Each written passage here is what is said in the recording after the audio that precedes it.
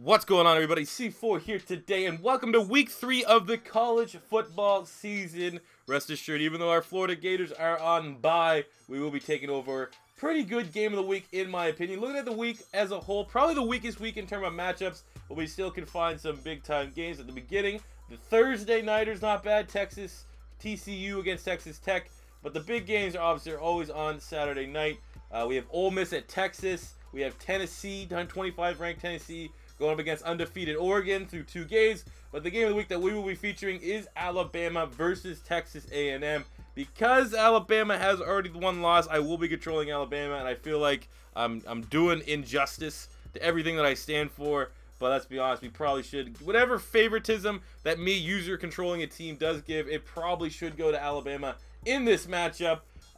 You know, outside of that, I mean, I could start doing some deep dives into stats, but I feel really 2 weeks in, it's not, you know, there's not enough developed right now. The stats aren't as far as they've come. So we're just going to jump right into this game. Like I said, some of these episodes have been over 10, up around 10. I wanted to keep them under 10, so let's maybe see if we can shoot for that this week. So we will be playing Alabama against Texas A&M, and then when we're done, we'll take a look at the players of the week, some scores, the headlines, and then we'll wrap this shit up. So thank you guys for staying tuned, and let's jump right into that game right now.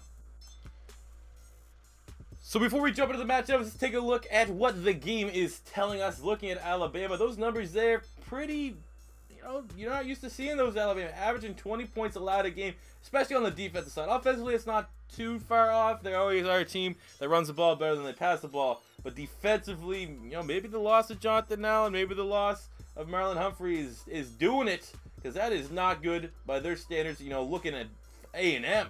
Look at that. They lost Myles Garrett, debated the best defensive player since Von Miller, even maybe debatably the best defensive player they've ever had. And their defense is playing very, very well, especially against the pass. Offensively, they're looking pretty decent. Look at the top players on Texas A&M. Christian Kirk at wide receiver, Armani Watts, the free safety, and Henderson there, the defensive tackle. Obviously, Christian Kirk, one of the top names that are going to be flying at the draft boards. One of the top wide receivers, even though personally I think he's a little underwhelming.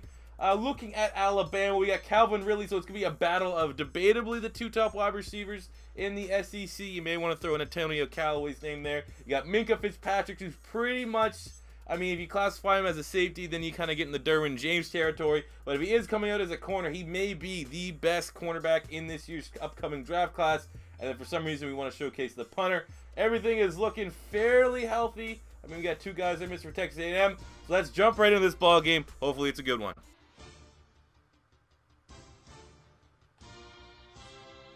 Oh, Calvin Ridley. Oh, fuck me. We got baited in there. Looked like Calvin Ridley was going to get wide open between the corner and the safety and take that one in. Nick Harvey, reading it like a book, gets the interception on the young Jalen Hurts. Just, oh, savvy move, man. We got hook, line, and sinker on that shit. All right, here we are in the red zone. We've established the run with Alabama with Bo Scarborough. Just pound the ball. So I think we might be able to get them to bite here on the play action pass and hit Robert Foster across the seam. I could be wrong. We'll go for it. Throws it in a double. Oh, our buddy Watts. That is the one guy you would have to consider in that Texas A&M secondary that you do not want to give an opportunity to try to get. Let's just see if we can him just trying to run it. Let's switch up the run. I mean, Bo Scarborough is our animal. He's our sedanimal, part man, part sedan. Terrible run blocking, though. Can't do much there. Forcing up a 3rd and 7. We're going to take a shot in the end zone. Don't want another turnover. We're trying to throw the ball. Personally, I'm not a huge fan of Jalen Hurts as a passer, but you always have the ability, when and if the play breaks down, to make a move. But we're trying to force it into our real, only legit threat in Calvin Ridley. Let's see if we can force it into him here. Oh, there we go. Calvin Ridley. Just had to be patient there. Great protection. I mean, Alabama always has an outstanding offensive line, and being able to connect with Ridley there. Nice 1-2 combination. There we go. Look at that dart. Right to Calvin Ridley. Exactly what we needed. 7-0 ball game.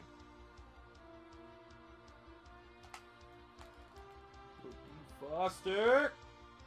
Oh, what a grab. Robert Foster has stepped up. No more Ardarius Stewart, but number 1, Robert Foster on the jump ball. Number 20 going for the tackle, going for the man versus playing the ball in the air. Definitely the wrong decision here. Let's try to keep this ball in the air here. We have been establishing the run, keeping a slow pace, grinding this game, and as you can tell from the 10-0 lead we have.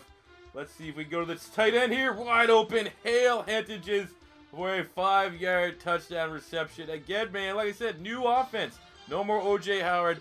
No more Darius Stewart. So it's the guys like Robert Full, whatever the fuck that guy's name is, and Hale Hentages. Who? These guys are trying to make household names out of themselves. We got there this out. Let's call slot post here. 4-4 on third down. Tremendous third down conversion thus far for Alabama. Let's see what happens. See what we can get here. Oh my God! Armani Watts jumps in with a diving Randy Savage top rope elbow drop interception. Mother of God.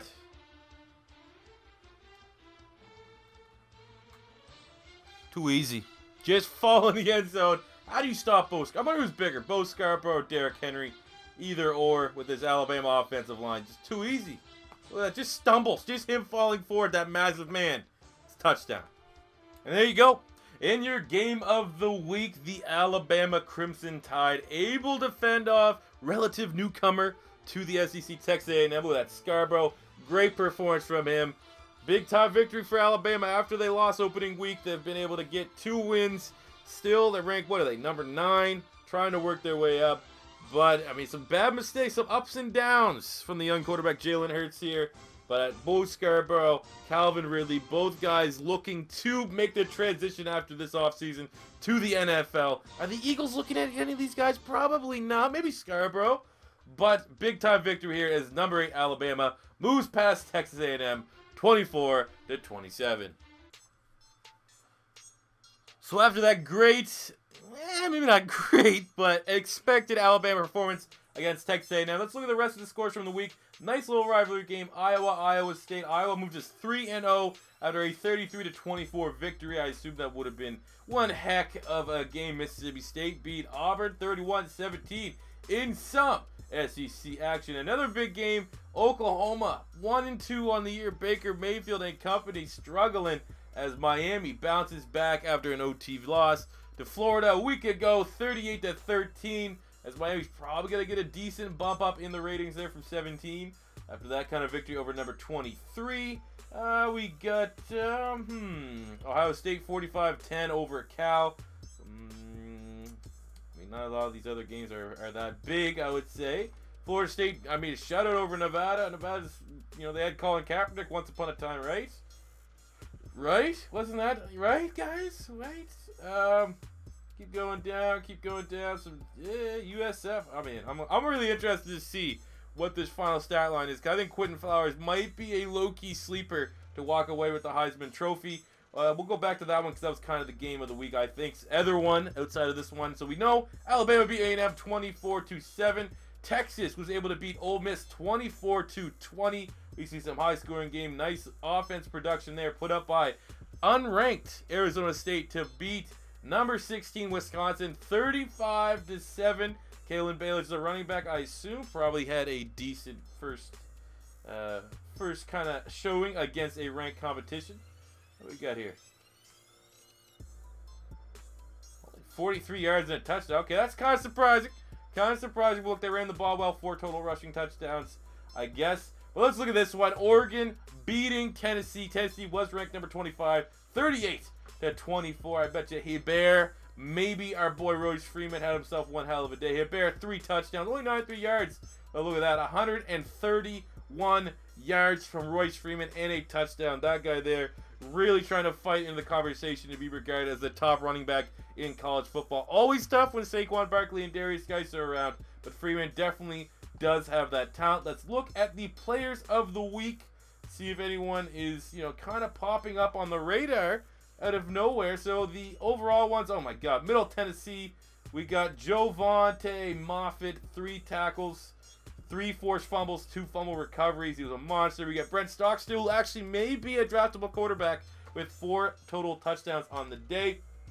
Let's just see. Eric Dungey, once again, that Syracuse team, even though they went up against inferior competition, man, Dungey's playing very, very well.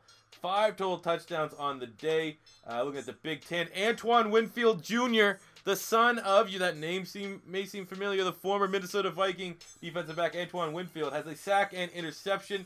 Very nice. Looking at the Big 12, Mason Rudolph got 5 total touchdowns against somewhat inferior competition. The American Conference. Oh man, that's actually, we'll give a shout out. Usually we'll just show these guys. Look at that tight end with 8 catches, 112 yards, and 4 touchdowns. Show respect. That is one hell of a performance on Rutgers. We talked about these guys in the Independents. Tanner Mangum on BYU had 3 total touchdowns. In the MAC, I mean, those guys. Hey, shout out to the MAC. Shout out to the Midwest Conference.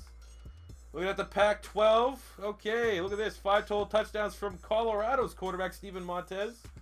Looking at the SEC, DJ Wanham, the sophomore defensive end from South Carolina. 2 sacks, a forced fumble. Mother of God. Sony Michel on the University of Georgia, 130 yards, 3 touchdowns in a win over North Texas. Wonder what was going on. Is Nick Chubb hurt? Why is Michel getting that as a senior? Look at the Sun Belt. There you go. And that does it for your players of the week. Some questions need to be answered, but some definitely notable performances along the way. Thank you guys for watching episode 3, or week 3 of the NCAA College Football Series as part of the Connected Franchise Universe mode on Beast Mode TV. As always, if it's your first time stopping by, don't be afraid to hit that subscribe button. Smash the like button if you enjoyed. Philadelphia Eagles Connected Franchise mode coming later today. So I'll catch you guys back on that one.